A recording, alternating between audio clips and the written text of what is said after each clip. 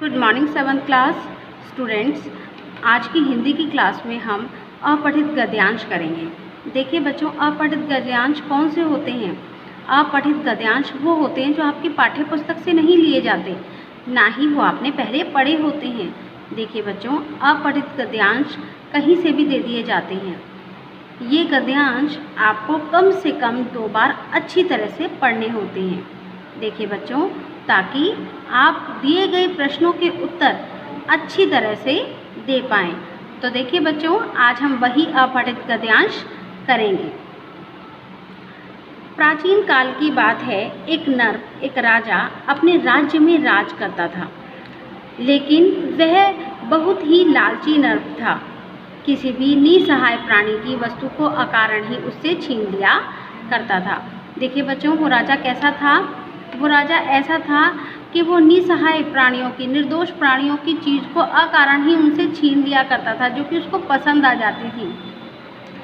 उस राज्य की जनता उस नर से बहुत परेशान हो चुकी थी। उस राज्य के जो लोग थे, उस राज्य की जो जनता थी, उस राजा से बहुत ही परेशान हो चुकी थी। जनता बेसब्री से ईश्वर पर विश्वास किए हुए थी। जो वहाँ की जनता थी, वो बेसब्री से ईश्वर पर पूरा विश्वास किए हुए थी कि कोई ना कोई ज़रूर आएगा और इस दुराचारी को संतुष्टि का पाठ पढ़ाएगा। मतलब कि इस दुराचारी को, इस गंदे कर्म करने वाले राजा को, लोगों को परेशान करने वाले राजा को सबक ज़रूर सिखाएगा। देखिए बच्चों, अगर उस नर्प के समीप जाकर कोई कुछ भी शब्द बोलता और उसे वह शब्द पसंद आ गया, तो वह उसे वही संकेत कर देता और कह देता कि यह शब्द मुझे भा गए हैं, आज के बाद इस राज्य में मेरे सिवाय यह शब्द का इस्तेमाल कोई नहीं करेगा। देखिए बच्चों, वो कैसा राजा था? वो राजा ऐसा था कि अगर कोई भी उसके सामने बोलता और उसको कोई भी शब्द अगर पसंद आ जाता, तो वो लोगों को वही संकेत कर देता था कि देखो, ये शब्द मुझे पसंद आ गया है और इस शब्द का इस्तेमाल आज के बाद कोई भी नहीं करेगा। अगर किसी ने इस शब्द का इस्तेमाल किया तो मैं उसकी गर्दन धड़ से अलग करवा दूंगा। ठीक है, देखिए बच्चों, जैसे कि आगे लिखा है, अन्यथा उसकी धड़ से ग्रीव मतलब कि गर्दन अलग करवा दी जाएगी। इस बात से तो जनता में और त्राही त्राही मच गई।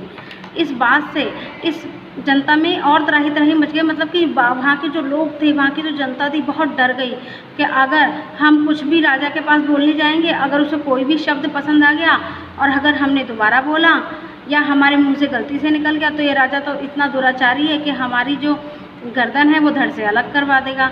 तो इसी बात से क्या हुआ, जनता में त्राही त्राही मच गई। जनता बहुत ही परेशान होने लगी। देखिए बच्चों, धीरे धीरे समय व्यतीत होता चला गया, धीरे धीरे समय बीतता चला गया और लगभग 22 वर्ष बीत गए। ऐसा ही चलते चलते अब ईश्वर पर से सभी का विश्वास हटने लगा। तभी सहसा मेघ मतलब बादल में भयानक गर्जना हुई। देखो बच्चों, ऐसा ही जब चलता रहा, चलते चलते 22 वर्ष बीत गए, तो ईश्वर से भी सभी का विश्वास हटने लगा था। और तभी क्या हुआ, सहसा अचानक मेघ में से, बादल में से एक भयानक गर्जना हुई। बहुत ही बादल तेजी से गरजा। गर्जने के पश्चात मेघ में से एक अति सुंदर नीर मतलब पानी की बूंद धरती पर आ गिरी। क्या हुआ बच्चों, जो मेघ था वो तेजी से भयानक से उसमें गर्जना हुई और गर्जने के पश्चात उस मेघ में से, उस बादल में से एक बहुत ही सुंदर नीर मतलब पानी की बूंद धरती पर आकर गिरी। जहाँ वह रहता था, मतलब कि जहाँ पर वो राजा रहता था ना, उसी के समीप जो है वो बूंद गिरी। वह बूंद गेंद के समान थी। देखो बच्चों, जैसे ही वो ऊपर से बूंद गिरी तो वो बूंद कैसी थी, गोल गोल गेंद के समान। और भूमि पर आने के बाद, मतलब भूमि, भूमि मतलब क्या होता है बेटा, धरती। ठीक है, धरती पर आने के पश्चात भी वह द्रवित होकर गेंद के समान ही थी। देखो बच्चों, जब मेघ में से वो बूंद गिरी और गेंद के समान गोल गोल थी, और जब धरती पर गिरी, धरती पे गिरने के पश्चात भी वो जो गेंद है, पानी की बूंद थी, द्रवित नहीं हुई, वो इसी समान गेंद के समान पड़ी रही। देखो बच्चों, वो देखने में कैसी लग रही थी, वो देखने में ऐसी लग रही थी कि मानो हीरे जैसी चमक रही हो। तभी जनता में हाहाकार मच गई। जनता में जो है लोग वहाँ के सोचने लगे कि ये क्या हुआ अचानक, ये बूंद ऊपर से गिरी और नीचे ज़मीन पे आके फैली नहीं, दबित नहीं हुई, ये ऐसी की ऐसी बनी हुई है, ऐसा कैसे हो गया, आज से पहले कभी ऐसा हुआ नहीं था। देखो बच्चों, हाहाकार मचा हुआ देख वह नर्प, वह राजा अपने राजमहल से वहाँ आया।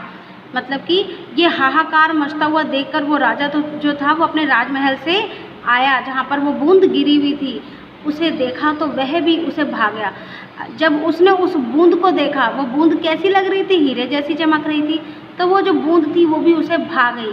जैसे ही वह उस गेंद के समान उस नीर को उठाने का प्रयास किया, तब तक वह फट गया और वह नीर उसके मुंह पर जा पड़ा। जैसे ही बच्चों उस राजा ने उस गेंद के समान नीर को उठाने का प्रयास किया, उठाने का प्रयत्न किया, तब तक वो नीर जो थी वो कैसी हो गई, फट गई और फट के वो जो पानी था उसका वो उसके मुंह पर जा गिरा।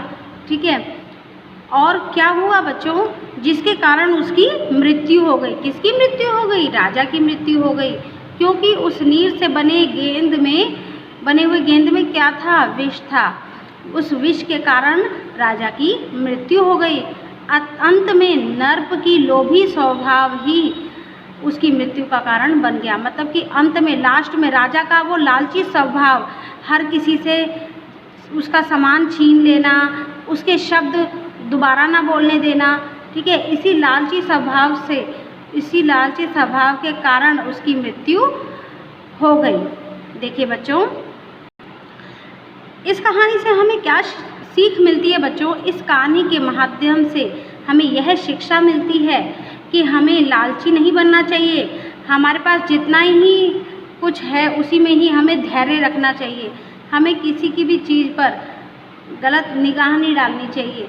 हमें किसी की भी चीज़ से कोई मतलब नहीं होना चाहिए। हमें सिर्फ अपनी चीज़ है उसी में संतुष्टि रखनी चाहिए, क्योंकि स्वार्थी व्यक्ति की कमजोरी उसका स्वार्थ ही होता है, जिसके कारण वह मृत्यु तक पहुंच सकता है।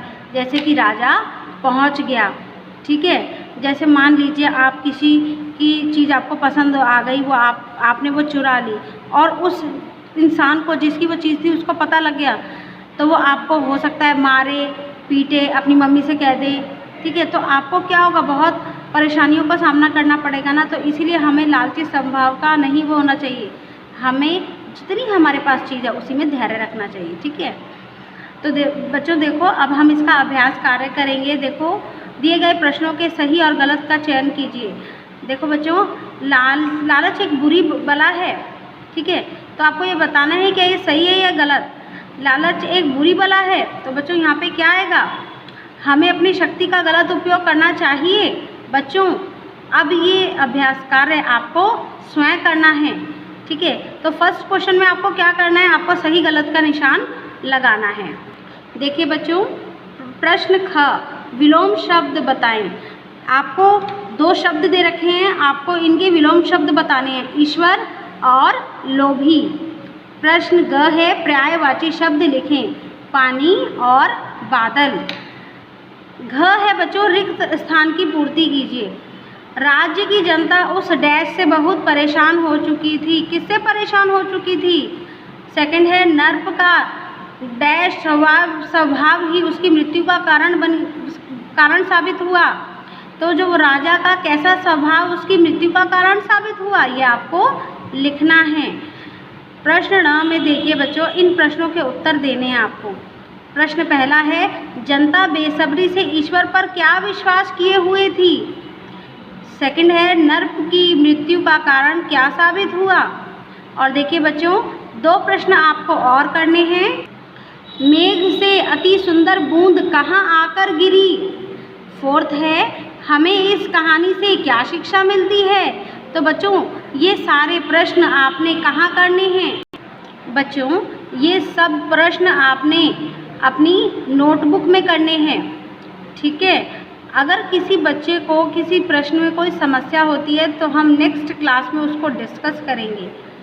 ओके, आज के लिए बस इतना ही। Thank you.